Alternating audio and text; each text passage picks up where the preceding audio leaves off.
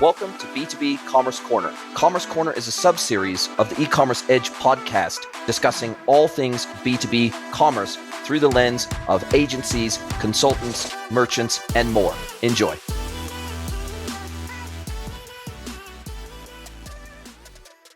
And good afternoon or good morning for those in different time zones.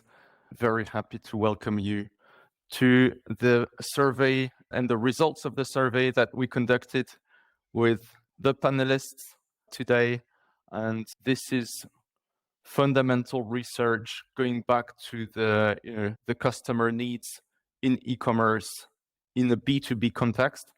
I think this was really overdue research because there's a lot going on about what are the merchant needs, what are the tools, the solutions for the merchants, but there's not that much going on for the buyers. And when we survey them, we see that there's quite a bit of discrepancy between what the buyers expect, what B2B buyers expect, and what merchants have to offer today.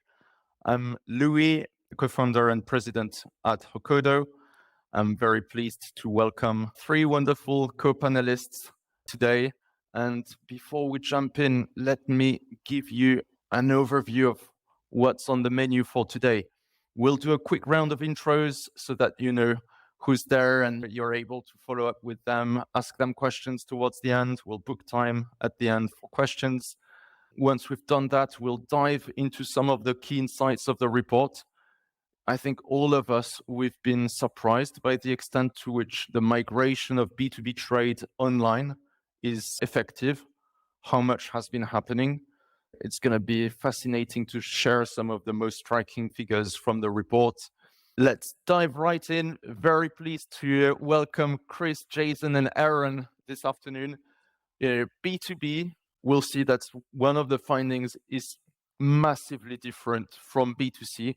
And when we started to survey hundreds of B2B buyers for this study, we thought we also had to surround ourselves with people who brought massive B2B expertise, people who live and breathe B2B, who understand the difference between B2B and B2C, who've seen merchants going through their second or third migration, trying to tackle B2B clients and not always being very successful doing so.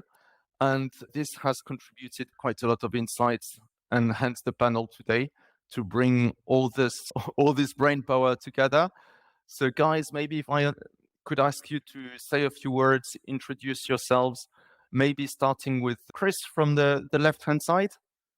Sure. Hey, how you doing? Hey, Chris. Yeah, thanks. Good to have you. Thanks for letting me be involved and contributing to this as well. So I'm the UK lead for the B2B Ecommerce Association. My colleagues and I are ambassadors for B2B merchants and tech vendors. And it's our role to create a community of professionals who really want to succeed. So we've spent the last few years building a network of merchants, of tech partners like yourselves, and advisory boards around the globe to offer events and learning and contribution to papers like this to make sure that people are actually getting dedicated B2B advice and not secondhand retail facts that we have to translate to fit our needs. Fantastic. Good to have you, Chris. Still continuing left to right. Jason, maybe if you want to say a few words of intro. Absolutely. Once again, thank you very much, Louis, for hosting this, not only creating this original research and going to the effort to really dive into this, but also having me as a guest panelist. And look, I know and respect Chris and Aaron tremendously, so it's amazing to be in such a esteemed company. I've been working in e-commerce for over 20 years. For the last 3.5 years, have owned and run Greenwood Consulting, which is a specialist B2B e-commerce consultancy. I also run and have founded the E-Commerce Edge podcast, and we have almost 350 episodes published of the podcast. So it's my absolute pleasure to be here today. Yeah, thanks a lot, Jason. And there's so much stuff that goes in depth into e-commerce on your podcast. It's amazing. And to everyone, I recommend it as a huge resource, be it in acquisition or software, whatever you're thinking about when it comes to e-commerce, there's probably a couple of episodes on Jason's podcast that would address the questions. So yeah, Thank thanks you. a lot for joining, Jason. And last but not least, this is alphabetical. Aaron, maybe welcome to the panel. Thank you. I was going to say thank you for having me on. And it's funny because normally when someone named Aaron is in an alphabetical sort, they're usually at the first. So it was refreshing to do that. We went for the last names. Exactly for the surname. So thank you. A lot of respect for Christopher and Jason, the content that their organizations put out. My name is Aaron. I'm the director of product marketing at Oro Commerce, which is the only single license e-commerce platform built ground up for the scale of modern manufacturer, distributor, or wholesaler. We're a B2B focused commerce platform built by the original co-founders of Magento, which you've probably heard of.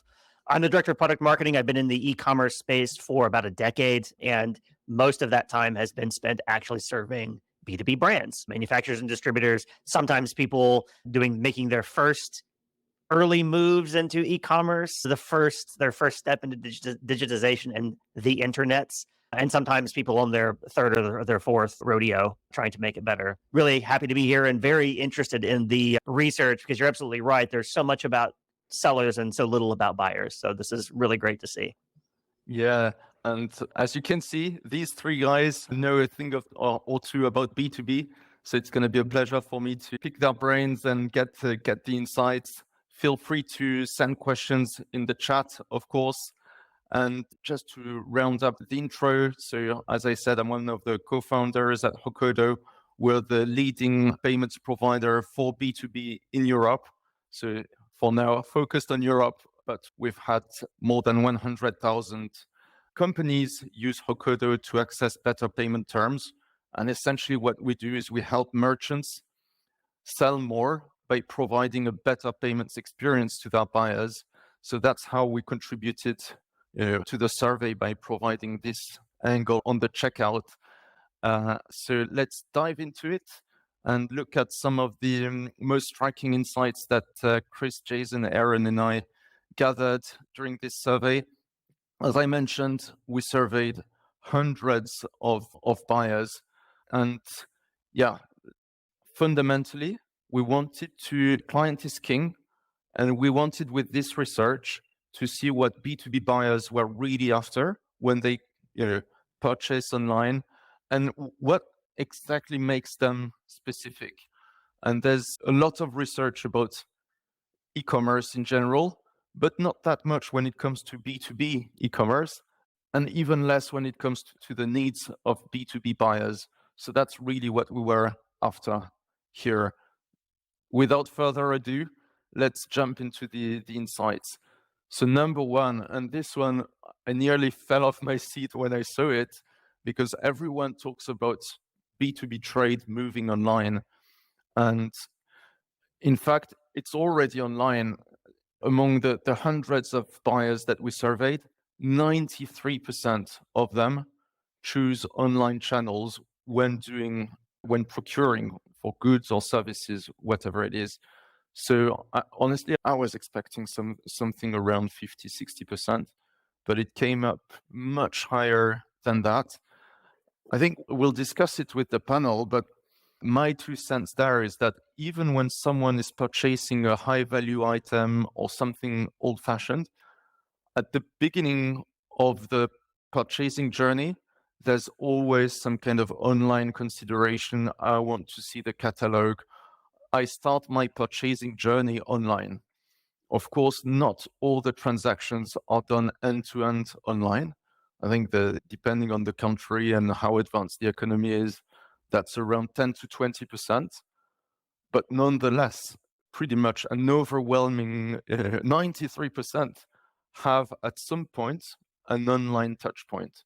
So I think e-commerce is not really an option. And when I look at our clients at Hokodo and we discuss a bit their channel mix, the one channel that's growing double digit is the online channel. It's e-commerce.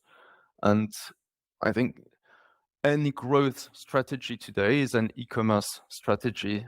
And we'll be discussing some of this Now, 83% of B2B buyers go online, but unfortunately, the experience that they get is not that great, because 98% of them report facing challenges during their purchase journey.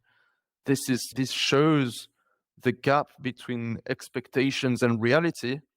It also says a lot about the opportunity for those who will be able to bridge the gap and deliver a decent experience.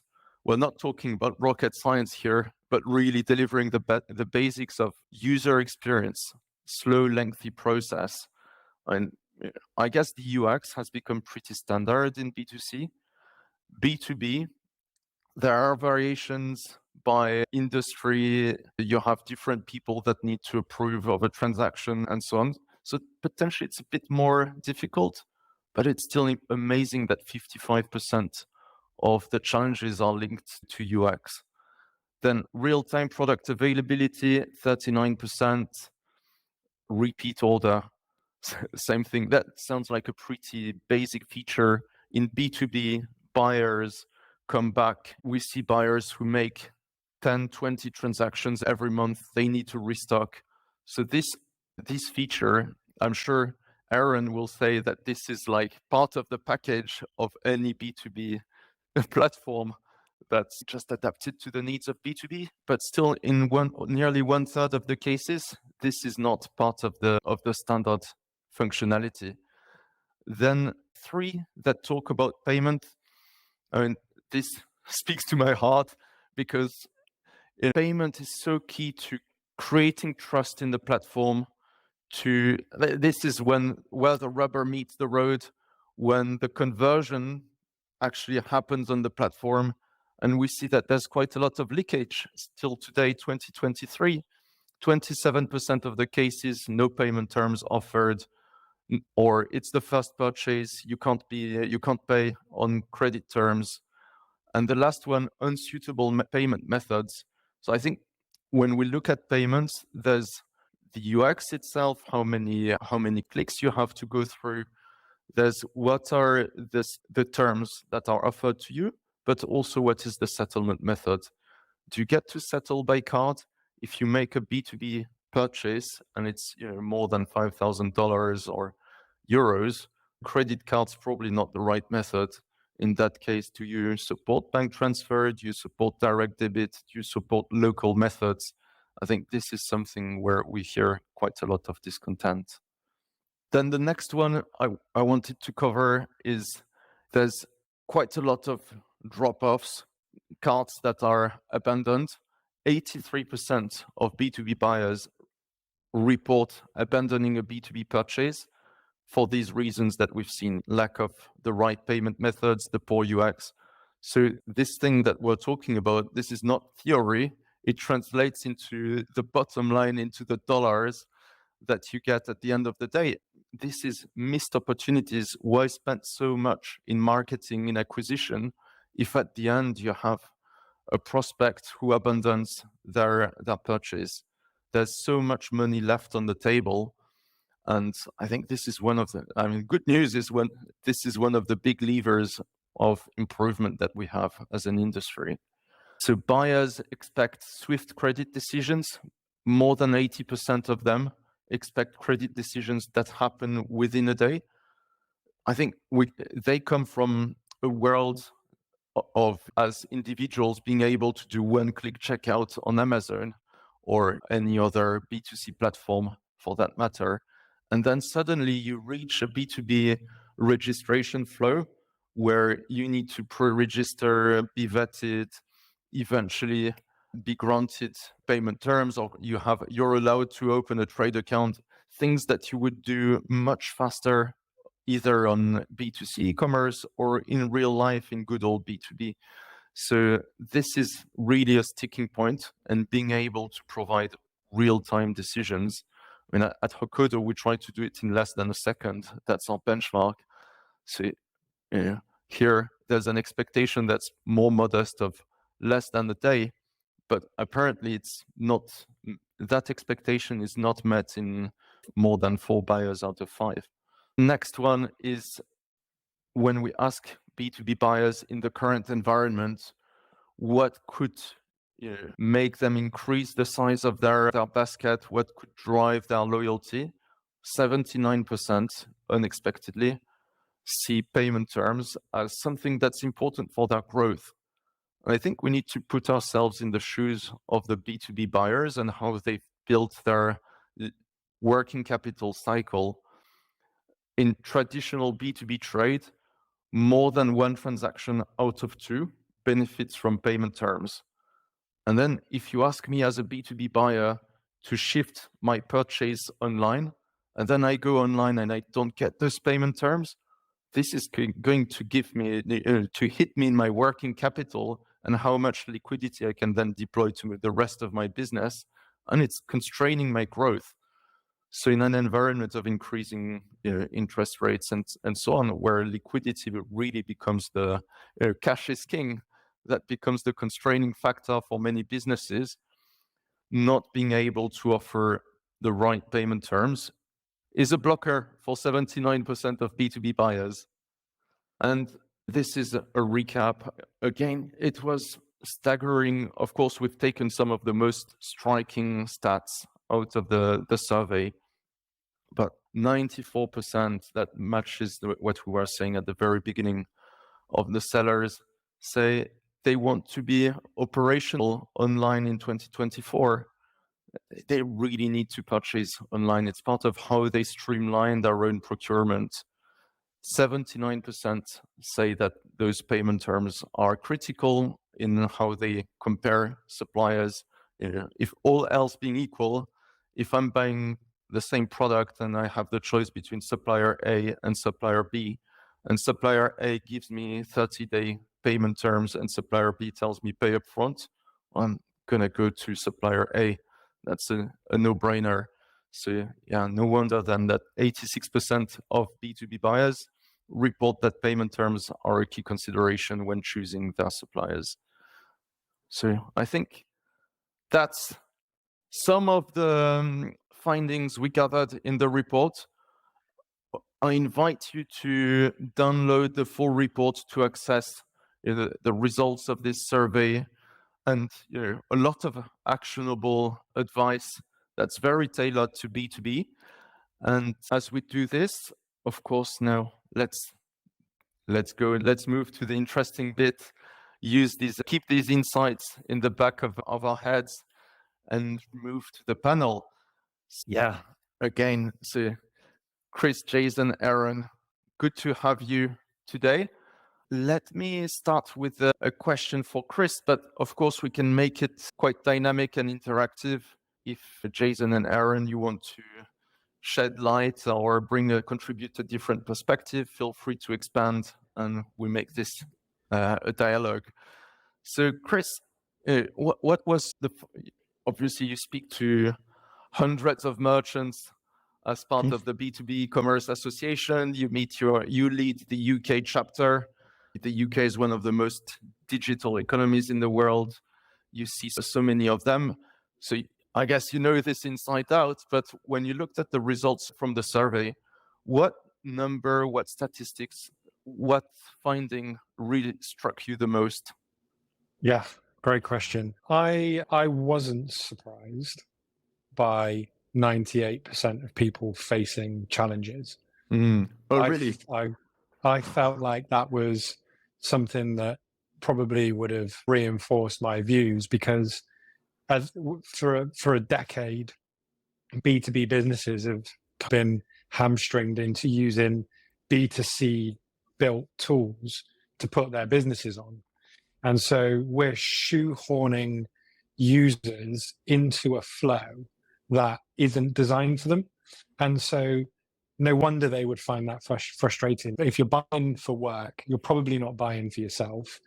So having pop-ups to sign up for a newsletter and get these reward points, they're not always things that person's interested in. They want to log in, see that price, get it done and get out.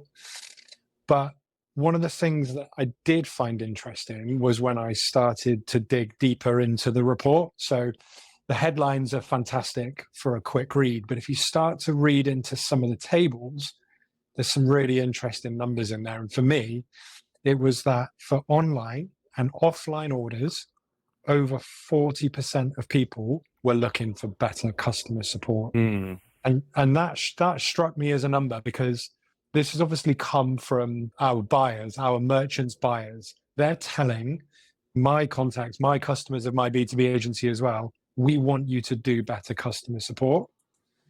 But B2B for forever has been steady, it's relationship based, it's human to human.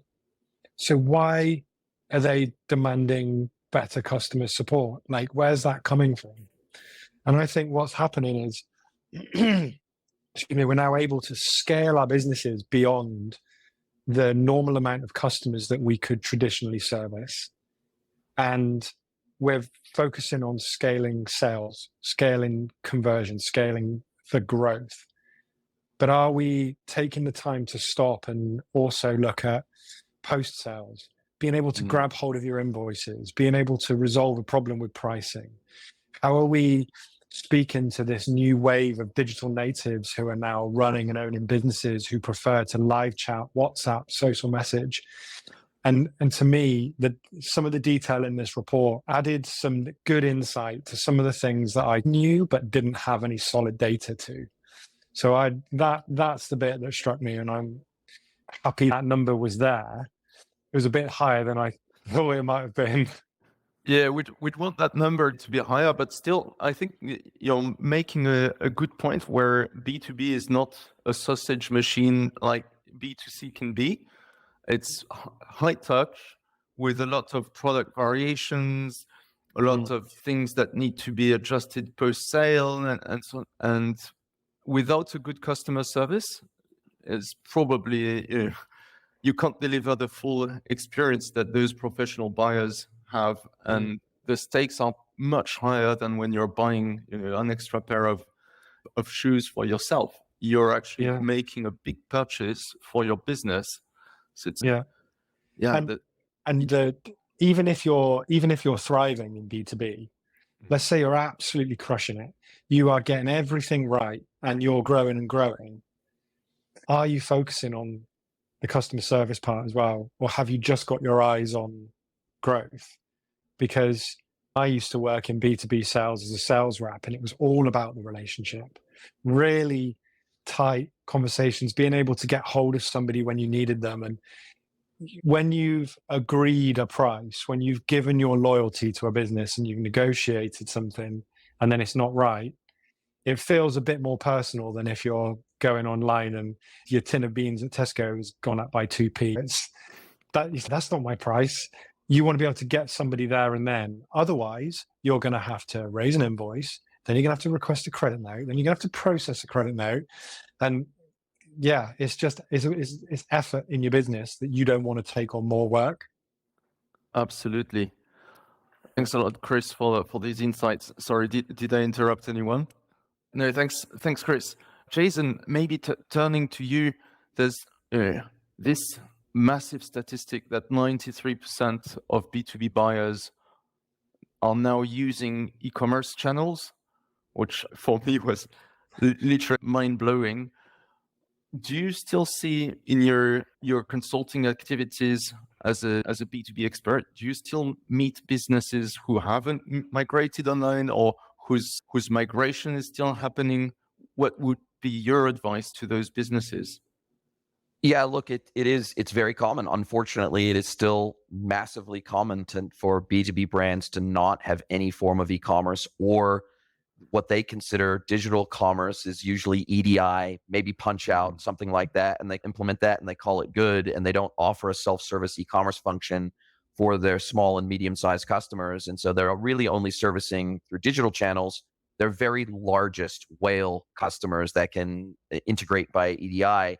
And they're missing out on bringing digital self-service to the rest of their customer base. And that statistic that you called out there ties in nicely to one of the other big statistical call-outs that I noticed in the report, which was once again, it wasn't one of the main headlines, but it really spoke to me, which is that 69% of B2B buyers find researching suppliers online on their own more effective than interacting with a sales representative during the discovery process. And what that speaks to me is not only do many B2B brands not do e-commerce at all. But of the ones that do, we find that in excess of probably 90% of those have a gated experience, meaning that unless you authenticate, you can't see the catalog, you can't even see the products that they carry, you can't see prices, you can't see MOQs, you can't see anything in relation to what this brand actually does, except for maybe the headline on the website and maybe their brand name. Now, this is a massive problem. This is a massive challenge because increasingly, B2B buyers are identifying and finding their suppliers online. They're searching online for their suppliers in the same way that in their personal life, they're searching for that thing that they want to use in their home. And if the experience is not ungated, what that means is Google can't even index your catalog. And with amazing platforms like Oro and others today, we now can ungate the experience whilst not showing some of those maybe mission critical private factors that B2B businesses don't want to expose. We don't have to expose inventory levels. We don't have to expose pricing. We don't have to expose MOQs. We don't have to expose all these other things. So we can take a hybrid approach. We can say, okay, we're going to expose our catalog, but we're going to show the most restricted or limited version of our catalog that is available to absolutely everybody who signs up as a customer with us. Or we're going to show the catalog and the most expensive pricing tier we have available, and then create an opportunity for people to inquire for better trade pricing. So we have this hybrid model that businesses can go to the market with. But I think one of the very first things, especially for that percentage of B2B brands who don't do e-commerce at all, they just simply do not offer it, gated or otherwise. One of the things I recommend is starting with an adoption plan before you even get into the scoping phase of the project. And I'm not just talking about a customer adoption plan, I'm talking about an internal adoption plan too. because at the end of the day, with your salespeople and field sales reps, internal account executives, customer service, etc., the reality is, unless they are on board with this new digital channel, they are never going to be able to onboard, train, and upskill their customers on using these digital channels. So it's a synergistic relationship between your internal team and your customers. And unless both are on board for that journey, you will never get high enough adoption to see ROI on what is admittedly a very big investment for businesses to make in self-service e-commerce. Yeah. And there are so many of those e-commerce projects that end up not delivering, I think in general, but then in B2B in particular. As a consultant in this area, does it frequently happen that you're called in to rescue a merchant who's halfway through a transition and maybe they only saw the kind of technical part of the tool that needs to be rolled out and not the internal adoption plan, the cultural change that needs to happen for also the company itself to be able to use that opportunity and deliver to the end customer?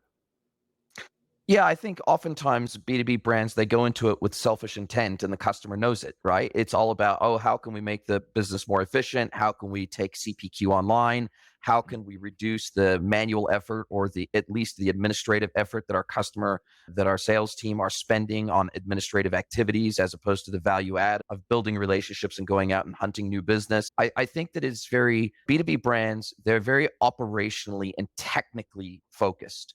And as a result of that, it's a very inward look. It's a very myopic view on what e-commerce should be doing for the business, not what e-commerce should be doing for the customer. And I think when we turn it outward and the focus is really outward on the customer, then we work back from that. What is the experience we're trying to create? B2C and D2C has done this for years. They're very advanced in terms of the customer experience on the front end, and marketing teams are making sure that the experience is pixel perfect. The brand is presented in the best light. We've got search, merch, personalization technology. We've got all these amazing user experiences in the B2C and D2C world. And in the B2B world, we're worried about tech and ops. We're worried about efficiency. We're worried about all that stuff. But so are our B2B customers. They're worried about efficiency. They're worried about getting in and getting out. They're worried about making sure they see the right catalog with the right price, with the right buying increments, et cetera, et cetera. And then I think also, even from a digital customer service perspective, I remember Chris called out something really important here, which is that even of the brands that I work with that either have an existing e-commerce website or they're doing it for the first time, they don't usually offer the digital customer service channels that the B2C and D2C world have offered for a decade. How many B2B brands offer live chat on their B2B e-commerce website? I would venture to say almost zero. I almost never see it. So these types of experiences, this digital concierge service with the video customer service, which is becoming increasingly common in the B2C and D2C world. This is not common. You never see it. You almost never see it in the B2B world. And so I think there's a tremendous opportunity for B2B brands to take advantage of this existing gap, and they really can leapfrog their competitors. And the bar is set pretty low. I'll tell you that right now in the B2B world. So it is not that difficult to stand out as a supplier that has a superior digital customer experience. It's just not that hard to be better than everybody else. Or in most cases, you're offering a digital experience that simply does not exist with your competitors. Yeah, and that point that you're making about a lot of B2B merchants having a product-centric approach, inward-focused, instead of thinking about, in basic terms, I think that's a good segue to a question I wanted to ask to Aaron, where maybe this explains why a shocking 98% of buyers are saying that they are facing issues at the checkout. How is this something that resonates with you, and how do you explain that? I think Jason just alluded to it a little bit, but I would say e-commerce for a lot of B2B companies is an IT cost center and not a revenue center. It's seen as the equivalent of paying for printer ink. That operational focus tends to mean that the ERP is the center of all IT procurement focus and attention, whether that's an off-the-shelf system or some kind of custom Frankenstein's monster that's been built over 30 years out of custom tables and little micro apps and things like that.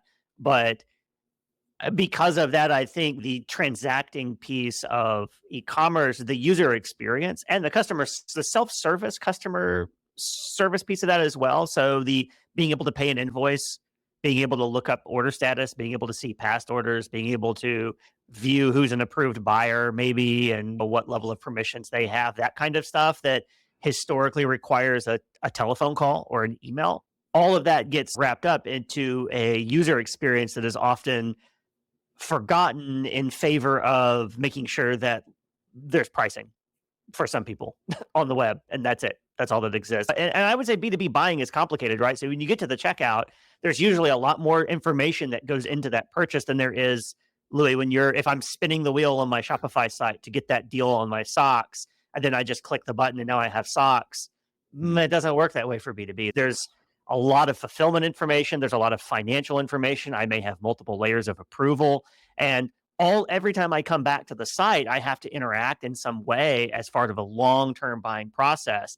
And so the checkout, because it's underinvested in, can't handle the complex buying cycle in B2B. So a lot of unfortunately, it's true. The ERP runs everything, and the e-commerce checkout gets somewhat forgotten. Hey team, I have a big favor to ask you. Please pause this episode and send the link of this episode to someone you know that you think would enjoy this content. Really appreciate you spreading the word. This is how we grow. We're not a Joe Rogan. We don't have big, massive advertising budgets, but we absolutely want to grow. We want to get the learnings from all of these episodes out to as wide of an audience as possible, and we need your help to do it. Thank you, and now back to your listening. And what's the most common mistake that you've seen among your clients, Aaron, when it comes to those issues at checkout? I think there's two things that stand out to me. One is speed. And I mean that the checkout, the whole experience is simply not optimized to move quickly. There's a lot of calling back to the ERP with playing Mother May I with some back office system that was built in the 80s and maybe doesn't respond in a timely manner to real-time questions and user interactions. And I don't know, Jason and Christopher, have you ever been on a B2B site where the checkout took a minute plus to complete? Because I have. We see that as a massive problem in the B2B space. Most And I attribute that usually to the fact that our carts have many more line items and units in them than the average B2C cart. I think the global average in the B2C world is like 2.2 or something like that, depending on the data and depending on the market, items per cart. That's the global average. In the I don't know what the statistics are in the B2B world, but it must be more like 20 or 30 lines. So the reality is, in order for a B2B checkout to be fast and efficient, it not only has to process what's in the cart, but it also has to process based on the price list, based on the other rules of that particular checkout. And sometimes we even have a different price list per location for that B2B buyer, because of that location that we're delivering to might be further away than another location in our chain, for example. So there is so much more complexity, and that's just one element of complexity in a B2B checkout. So what we see is that the checkout in the B2B world typically has orders of magnitude more friction associated with it than in the B2C and D2C world, where they've streamlined the bejesus out of checkout in the B2C world. But in the B2B world, checkout can often be clunky, it can be slow. And to your point, Aaron, not only can the cart itself and the cart logic be very slow, but then when we think of exposing, for example, where someone stands in relation to their credit limit, where they stand in relation to credit stop, where they stand in relation to order approval workflows, things like that, it starts to bring in scenarios that we would just never see in the B2C world. And if all of those use cases, and in some cases, edge cases, have not been catered for in the checkout, we'll just get abandonment, and the customer will just revert to, it'll become a self-fulfilling prophecy. They will abandon, and they'll pick up the phone to call their sales rep, and then the merchant will wonder, why are we not getting 25 to 50% of our sales through e-commerce? And all of a sudden, it's because everybody's abandoning at the cart, at the checkout, because the experience is so rubbish. And Jason, one of the other things they might do is they might not pick up the phone to call their rep. They might just go on the competitor's website or go to Amazon Business. There's one other part of this too, which is I think lack of information. So, and what I mean is, because of everything Jason just mentioned and the complexities of the checkout, the buyer has to enter a lot more detail at the point of the transaction. So the ship tos, the carrier account numbers, if they're using a carrier account, for instance, maybe more than one, PO number, open POs that are still in use. I have to go look that up and type it all over again. Tax exempt certification numbers comes up for some buyers. So here's the thing: if it's a guest checkout on a B2C side, I don't expect that brand to know those things about me. But if I have a business with you, if I've been transacting with you, if I have an account with you, if I have open credit with you, I'd expect you to know those things in advance. And I don't. The speed is not just the technological speed of processing a giant cart, but there's also the perceived speed of, am I having to type in a huge amount of extra detail every single time I make a transaction? That slows you down too. And so the e-commerce platform, you should know things about your buyers, right? Ask the right questions in advance and make sure that your checkout, whatever it is, can remember things that it's being told better than maybe ChatGPT can. And I think sorry, Louis, I was just going to add, Aaron, you raise a very good point that in addition, we have this wonderful thing in the B2B world called will call, which is effectively the equivalent of click and collect in the B2C world, right? And so in many cases in the B2B world, we need to do inventory transfers between warehouse locations to facilitate will call. And so that adds an additional layer of complexity within the B2B world that isn't always present in the B2C world. But yet will call can compose a significant, if I'm on a job site and I need some goods to complete a job, I want to, and a warehouse is nearby, I want to be able to nip down the road. I want to be able to get all the gear, and then I want to be able to go back and I want to be able to complete this job, right? Especially if it's in the construction sector or similar. And we have all the additional complexity of warehouse locations, inventory locations. We have most B2B brands are a hybrid maybe of a manufacturer, distributor, and wholesaler. Rarely are they just one. And so therefore, in some cases, they will hold inventory of some of their catalog, but not the rest. So showing what is available from a given location, available for will call right now versus at dates in the future. We just have so many orders of magnitude higher complexity in the B2B world that the checkout is just, it's fraught with challenges when you don't think it through and all the use cases for it. Yeah, absolutely. And yet, despite that complexity, it's vital to deliver that kind of faster, smoother experience at checkout, because one thing we measured is every second of lag or latency that you have in your checkout is a 7 percentage point decrease in conversion. So that's leakage, and that's people who are too tired, pick up the call, or worse, as Aaron was saying, they go to your competitor's website and you never see them again. So that's fascinating. One question I wanted to ask from you as B2B experts is, we see that there's a majority of buyers who say that they will abandon a basket if payment terms aren't offered. I'd be interested to get your take on this, also with your different geographical angles. Chris, you have a kind of North America and Kiwi cap on, and knowing how is the payment experience evolving in your respective geographies? What are the expectations these days? How do you see it evolving? So that's a question to all of you, whoever wants to take it. I was going to say, I think it is broad and it does change. For me, I come back to the human-to-human relationship part, and it's not necessarily payment terms aren't offered. Sometimes it's my payment terms aren't here. I want to deal with you on my terms at my time of day, and my terms that I've agreed with you aren't here, and you're forcing me to do it in a way I don't want to do. Yeah, I can, somewhere else I can do it. And they're seeing you maybe as their supplier slipping behind, not being as good as another supplier, wondering why you can't offer that when so-and-so can. And typically it's a technology thing. It's never really more than that. But I think people find it more frustrating because it's more personal. They want to use you. They've agreed terms to do it. Why aren't they everywhere that I touch your business? And especially if they're a really big buyer, for the biggest of the biggest, Jason says this in his podcast all the time, but the biggest of the biggest are EDI. They have that. They demand, they get it. Their prices, their way, digitally, whenever they want it. But your next layer down, the big clients, the ones who make up a big chunk of your business, maybe they're not getting that. And that's frustrating them. And that's probably why they're becoming that squeaky wheel about it, because they want it, and they want it ages ago.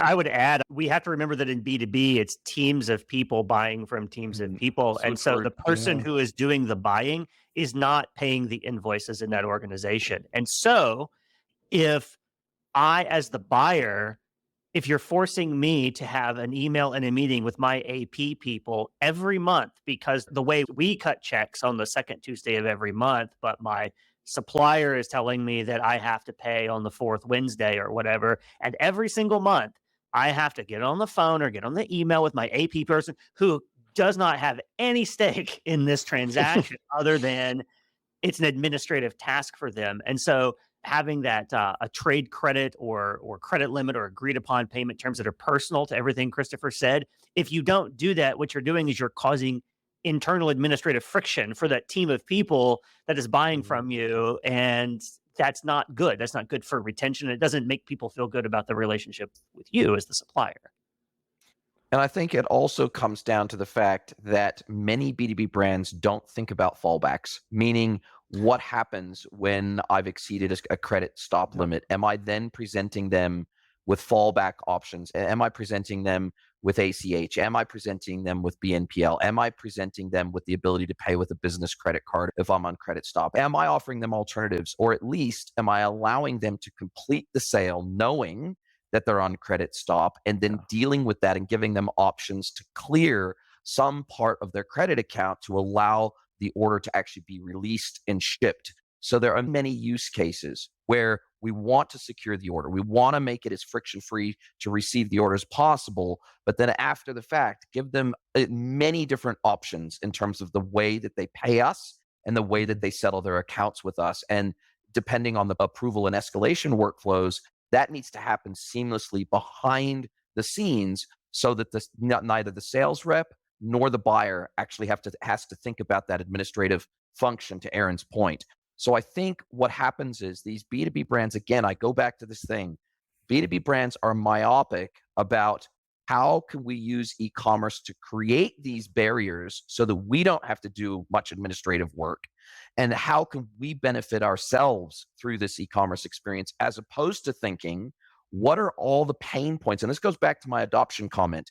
Unless you are canvassing your customers and having a dialogue with your customers about what they want to see in your digital experiences before you start scoping that solution, you are most likely building for you and not for them. And that is a major problem.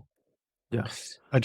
Can I just add to that? Because I think that, working in the association has been an eye opener even for me. Like, I've been doing B2B for a decade, building e-commerce websites, helping people grow. And suddenly I am now connected to technology and businesses that I've never heard of, ever, never even seen. And they're popping up weekly. New CMSs dedicated. I've got a list now of 50 dedicated B2B CMSs. And payment providers and customer support, integrations, data warehouses, all sorts of tools. If you take the time to understand what your customers want, there is something already out there and more choice every single day to do something now. And I think sometimes we make it sound maybe like it's a really steep hill for merchants as well to start making their customers happy.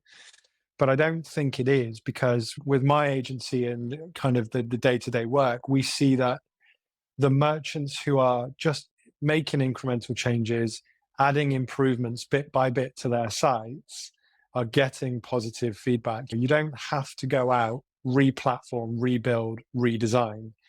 You just have to start listening to your customers and making some changes, and it will happen. Add that payment option to your checkout, add live chat, just start doing a few things, and they will communicate even more with you when they see that change.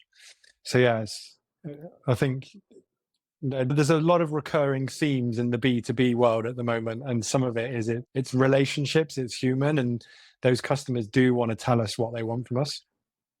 Yeah, and there's a question that just came into the chat talking about this question of the payment terms, and to what you were also saying a bit earlier, Chris, what size of customers, of buyers actually need them. So let me read, it's two questions in one. So there's, which size of merchants find the capability to offer net terms to their buyers more essential? Is it going to be large merchants or smaller ones?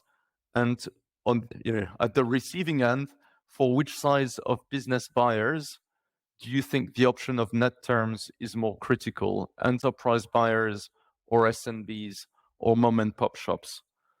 So two questions about who offers and who receives payment terms. What's your perspective on this? In my experience, it is a default expectation, both on the buyer side and the seller side. For most B2B, it is absolutely a default expectation that payment terms are part of the trading terms of that negotiated B2B buyer relationship, right? I think that there's an expectation that, obviously, if you're a smaller buyer, you don't have your weight to throw around, so you don't really get to dictate terms. You don't get to dictate credit limits. You don't get to dictate the timelines for payment. You don't get to dictate any of that. Unfortunately, yet again, it comes to the biggest buyers. They can swing their weight around and they can say, well, you're offering me 30-day payment terms. No, I'm going to pay in 90 days. That's our payment cycle. Like it or lump it. We'll go find another supplier if you won't supply 90-day terms. Or, hey, you want to give us a $10,000 credit limit. We're expecting to, every 30 days, be spending $100,000 with you. We need at least a $100,000 credit limit. That's it. So, or rolling credit. So I think it does depend a little bit on size and scale of who can throw their weight around and which party gets to dictate terms. But I would say they're absolutely, I'm working with a client in New Zealand. They're a B2B business. They're a wholesale distribution business. And their go-to-market UVP, one of their go-to-market UVPs is that they offer better credit terms than any one of their competitors by a country mile. They offer 120-day credit terms, and they offer the highest credit limits of any of their competitors. So just credit terms alone for them are a strategic competitive advantage. Yes, there's a cost of capital, but they build that into their pricing model and they just offer these credit terms. Because remember, in the B2B world, most B2B buyers are not buying a product to then immediately use in their business. They are buying a product that they then hold in inventory, and there's usually a lag between the time they buy the product and the time they sell the product and generate revenue from that sale. And so any B2B brand that can supply the float for that period of time, that lag time between purchase and on sell, is going to have an automatic competitive advantage. So I would say the more flexible you can be around your credit terms and the more flexible you can afford to be, that can become a very strong competitive advantage.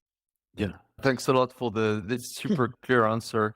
There's another question that came, and I think the three of you as consultants or experts in those B2B projects will have a perspective.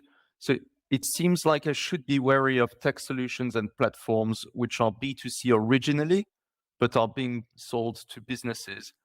How can I tell if a product is genuinely built for B2B e-commerce? Who wants to take that one? I answered it in the chat actually just now, but I'll reiterate for those who aren't in the chat. This is Oro's thing, right? So I feel obligated. This is our competitive advantage. I think checking references and case studies is a good place to start, right? Because for a lot of, if you're a B2B focused solution, the companies that you see and the customer success stories, the case studies, should reflect that. You should see wholesalers, distributors, manufacturers, suppliers. You should see use cases that look like yours, right, in their body of work. And so that's a good place to start. If you go to the homepage and it's a lot of consumer brand logos for the most part, and you have to, drill, you have to go find B2B and it's buried in a submenu somewhere. Oh yes, we also do that, right? That's not a focus. That's an opportunistic play. I would also say from a technical standpoint, one of the biggest differences I see between B2B focused, from an e-commerce platform standpoint anyway, and those that aren't, are the customer data model. So remember in B2C, it's very often to have guest checkouts. It's very often to assume that one email address is one buyer. And so all my AR rolls up to one email address. All my purchase history rolls up to one email address. It's teams buying from teams, guys. And when it comes to B2B, and that's not true. And so you can usually figure out pretty quickly if I'm able to manage a multi-user organization as a buyer organization on an e-commerce platform and not have it be one email address to one general ledger, basically.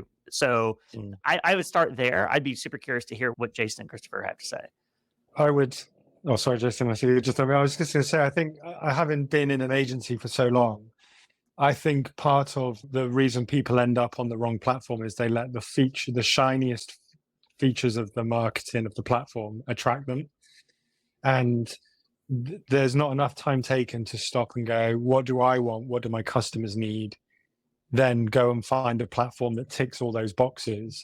They go out and go, oh, I need a B2B platform. This one says it's B2B. I'll bend my business to fit that.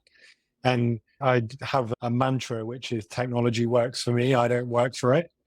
And so I will make sure that we know what our customer wants before we specify the platform, and we try and get as close to those requirements with a platform rather than going the other way. Yeah, I would agree with that. And I always, as a consultant, I always operate by the 80-20 rule. We do deep dive discovery. We try to say, okay, cool, for both your business and your customer experience needs, can the e-commerce platform that we're working with and that we're doing search and select for achieve about 80% of that functionality out of the box without heavy customization? So in other words, can we do it just through configuration primarily? And if so, then they should probably be in the consideration set for search and select for those platforms. But I would also argue that there is usually a tremendous amount of internal work and other back-end system work to be able to support e-commerce that brands aren't often thinking about. And oftentimes it's their product data, first of all, is oftentimes severely lacking for digital channels. They don't have enriched product data. They don't have attributes. They don't have images. They don't have PDFs of their spec sheets, exploded drawings. They don't have all of the product information readily available in a digital format in a centralized location so that we can then distribute that through digital channels like self-service e-commerce. And so oftentimes I'm going in and I'm helping them with data engineering, data reconfiguration, consolidation, data aggregation. We need to start thinking about things like PIM systems, because if a B2B brand doesn't yet do e-commerce, then oftentimes their ERP is the single source of truth of kind of all data, and ERPs are notoriously bad at being able to house enriched product data for digital channels. And so there's a lot that goes into this platform selection, but there's also a lot of groundwork that brands often need to do behind the scenes. And even if they've got the budget, they're ready to go, they're bought into B2B e-commerce, they're like, get in, scope this out, I want to be live in 6 months. That's great. And we might even have the technology that's affordable and accessible for your business to do this job.